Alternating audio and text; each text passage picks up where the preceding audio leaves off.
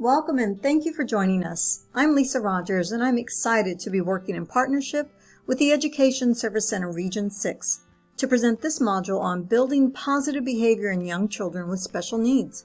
The main focus of our time together will be on the power of voice, communication for all. The goals of this module are to understand the connection between communication and behavior, to develop communication tools and systems to build a voice, and to implement communication tools and systems consistently. While this module has been especially developed for families of young children with special needs, all who are interested in this topic are welcome to join. Our agenda begins with a look at the connection between communication and behavior, followed by communication tools and systems, creating opportunities for communication, and leading to giving a voice to all children. There are many ways that parents can communicate to their children. One example is a morning schedule that outlines the activities that they will follow as they make a successful transition from home to school. A first-then board is another example of how we can communicate what will happen first and then when good things are coming. After the doctor, we will go to the playground. All of these are important ways to continue to communicate to your children. But that is only half of the communication highway. We want to be able to empower our children to be able to communicate back to us as parents, as educators, as adults in their lives. However, children with special needs often have difficulty making themselves understood. And too often, this difficulty in communicating their needs, wants, and feelings can result in increased problem behaviors such as frustration, aggression, or acting out in a variety of ways. And through applied behavior analysis, or ABA, we now understand that all behavior is a form of communication. But what might your child be trying to communicate? Just a few possibilities include, but are not limited to, I don't want that. I'm tired. I don't feel well. I'm sick. This is too hard. I need a drink. I want to go outside. It's too loud in here. Or something as simple but important as, my shoes are too tight. So in addition to having tools that communicate to your children, it will be just as important to build their understanding of language and how to use that language in positive and successful ways. Communication tools and systems become a vehicle for children to express those needs, thoughts, feelings, dislikes, and questions. Think of all the ways that you communicate every day. How often do you communicate every day? Can you imagine a life without that voice and the power to get your needs met that comes with that voice? The impact of challenges with communication on a child's behavior cannot be denied. Many challenging behaviors are actually a way of communicating those basic wants, needs. Reducing or replacing the challenging behavior will require us to teach an alternative way to accomplish that same goal. Therefore, communication tools aim to replace those disruptive or challenging behaviors with more appropriate and effective forms of communication. Communication tools may be essential tools to prevent challenging behaviors while also providing a voice for play, a voice for learning, and building those social relationships. Let's build on this understanding of the strong connection between communication and behavior by exploring tools and systems to build expressive communication. Well, Christian, what do you want to do? I want to play with the wrestling guys.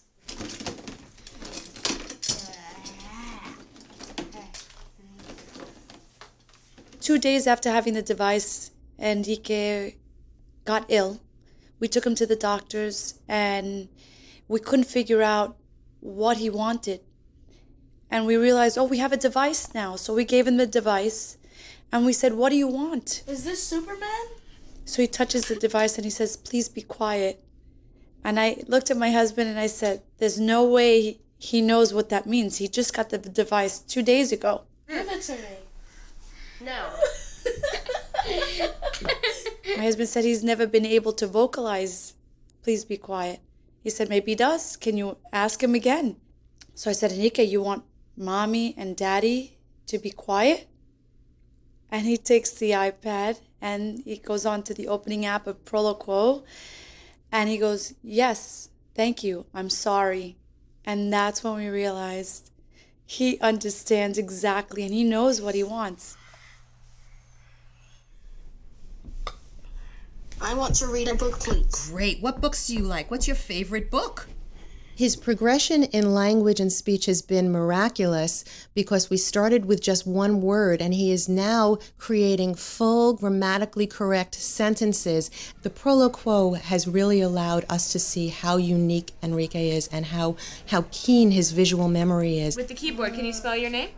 He remembers where things are in the device and is able to access things that the professionals don't remember where they were, and he knows and he gets it immediately. You show him something once and he has it. Enrique. Very nice. Can you use the keyboard again? How old are you? The other children at school, whenever they would pass by, they would always just cringe sometimes in fear. They thought that was a little bit freaky and like a little creepy that he wasn't able to speak. And now, since he has a voice, they're not afraid to speak to him.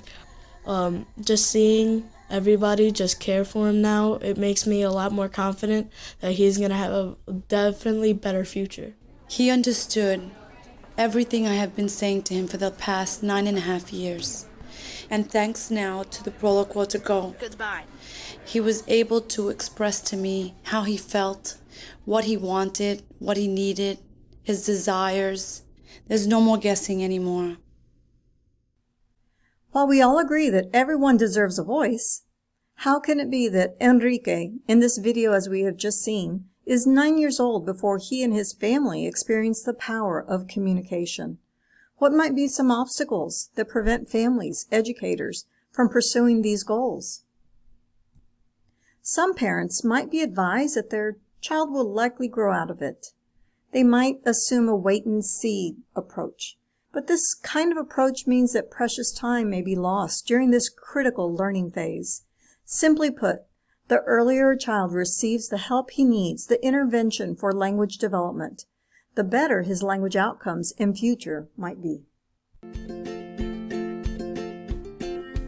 A question I get asked a lot is how early should you start using therapy? And my answer is the earlier the better. We know that using visual supports for children with speech and language delay is highly beneficial because it supports a child's overall communication development as they're learning how to say words. By the time a child enters preschool, they should know and use thousands of words and use them for a variety of purposes like asking questions, describing, making comments, and having conversations. If we're only focusing on spoken language, then we're limiting a child to only be able to communicate the words that they can say or approximate. When you introduce visual supports, it increases a child's vocabulary and gives them access to words that might be too difficult for them to say. It also helps them practice how to say words they're working on in a way that doesn't rely so heavily on direct imitation. This is not an either-or kind of situation. We can work simultaneously on developing spoken words and supporting a child's language development through the use of visuals. And in my clinical experience, children start saying more words when you use both approaches. An easy way to get started is by taking photos of a child's favorite toys, foods, activities, and people so that you can start pairing highly motivating words with a visual. So if a child isn't able to say the word banana, at least they can point to a picture of a banana as their speech continues to develop. Research also agrees that communication interventions do not inhibit speech production, but rather may also support speech production. So we know why communication is so important, and we know when we need to begin. But how? How do we do this? First, we begin with collaboration between educators, speech and language pathologists, and families. This is critical when determining where to begin and how to grow over time as a child grows. Families, with the support of the educators and speech and language pathologists, can build a variety of tools, different tools that provide different kinds of support. Feelings charts, choice boards, I need help cards, I need a break cards, core vocabulary boards, and, as we've seen, voice output devices are just a few. A feelings chart is a very simple tool to address some very complex emotions.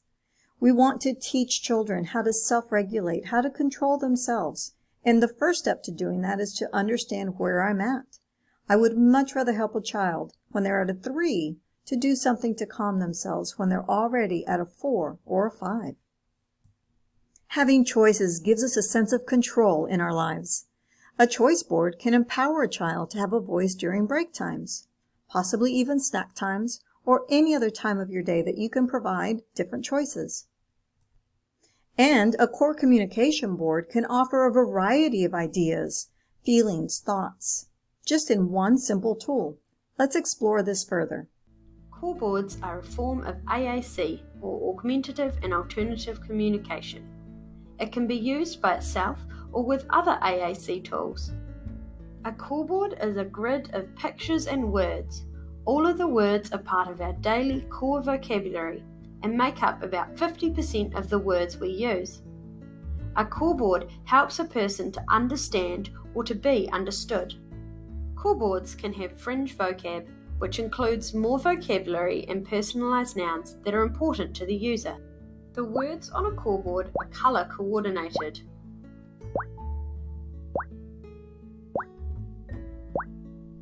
In each colour section, the words are in alphabetical order so they are easier to find. Evidence has found that core boards support the development of a child's spoken language rather than replace it. Children learn how to use a core board with lots of modelling from their parents, caregivers, teachers and peers. When a child learns to talk, they need to hear lots of language before they can say their first word. Core boards are the same. Children need to see an adult using the board lots before they'll start to use it themselves. When beginning with a core board, start by practicing having it with the child at all times. It is the child's voice and therefore needs to be with the child, not on top of the cupboard. Core boards come in lots of different sizes so they can be accessed and used in lots of different locations. A new core board can seem overwhelming with lots of pictures and words, but start small by only modelling a few words at set times of the day. Once those words become natural, expand and focus on 3 to 5 more words. It can be helpful to circle target words with a whiteboard marker so they can be easier to find. Core boards can be a fantastic tool to support a person's communication. Be patient, have fun, and remember, a person will start to use a core board when they are ready. Some free resources for core boards, low-tech communication tools and systems are available at Practical AAC. Notice the 2 A's in practical. Another free resource for low-tech communication tools and systems is at Project Core. In addition to the actual tools, there are some training modules as well. When selecting the right core vocabulary board for your child, think of the words that are most frequently needed during a regular day. Common needs, preferred interests, favorite activities, and favorite toys or items. For children whose movement may be limited, eye-gaze communication provides an important outlet for expressive communication.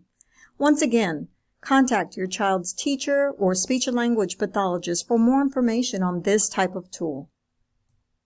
Once the team determines the most appropriate communication tools or system, then it's time to create opportunities for communication to occur on a frequent and consistent basis. Think of all the natural opportunities that happen throughout your day. For many children, snack or meal times are built for success because this is already a motivating time.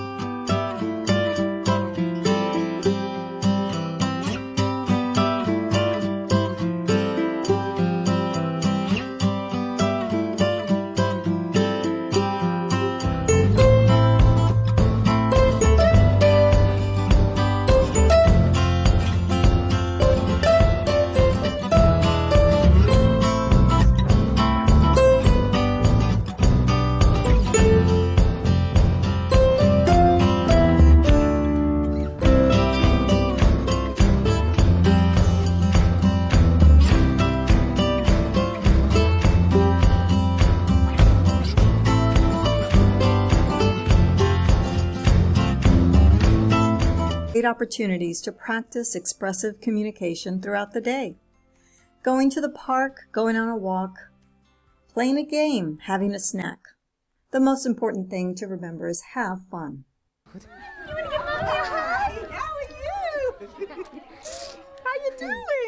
My name is Marlo Lemon, and I'm Matthew's mom.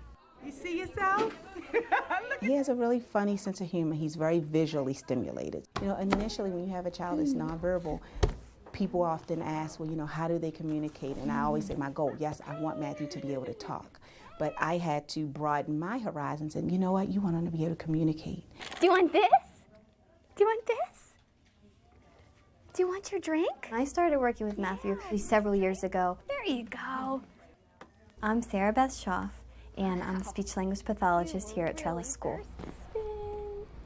When he wasn't talking and he wasn't able to imitate at that time, I decided it was time to implement another functional mode of communication for him. So we started with a picture exchange communication system, which is very widely known. I want, eat, popcorn. That was probably the first time in his life he had functional communication across a variety of contexts that really worked for him. He was doing really well with PECS, and as a result, that's why we asked for, could we possibly, you know, use an assisted technology device to help him with communication. Cookie.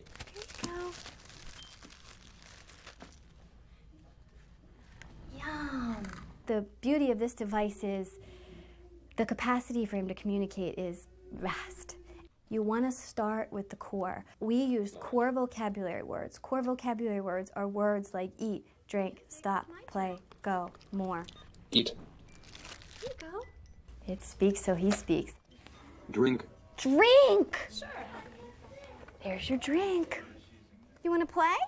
You find places where they're most motivated. You put the core into it. Go. You want to go? Let's go. Go. Good job. Go.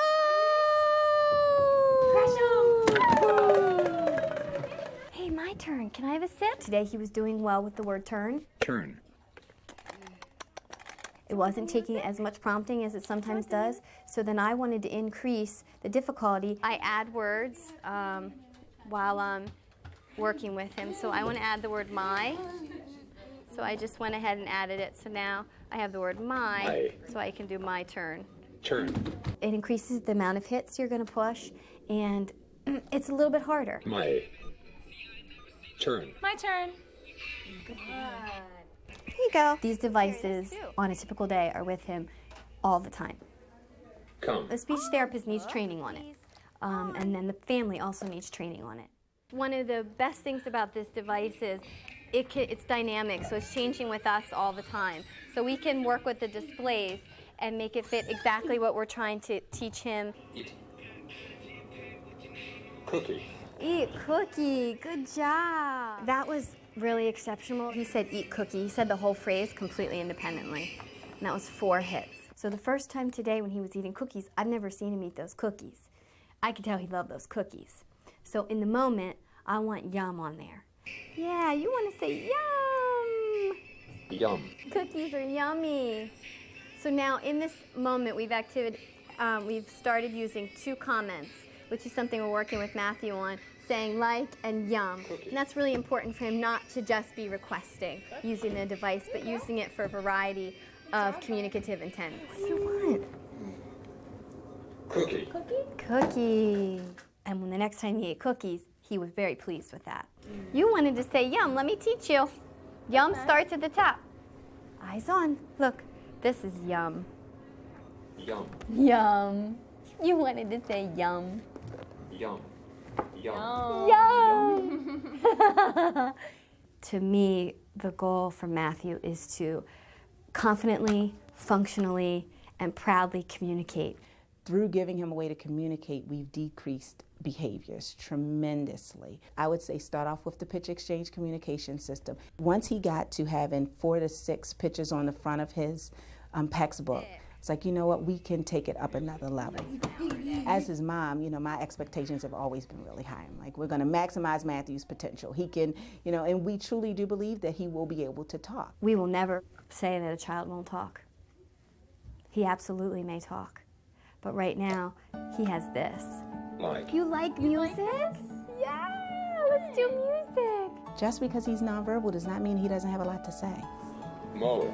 More. That's Just like Matthew, every child has so much to say. Giving your child a voice is like giving them wings to fly. And you're not alone.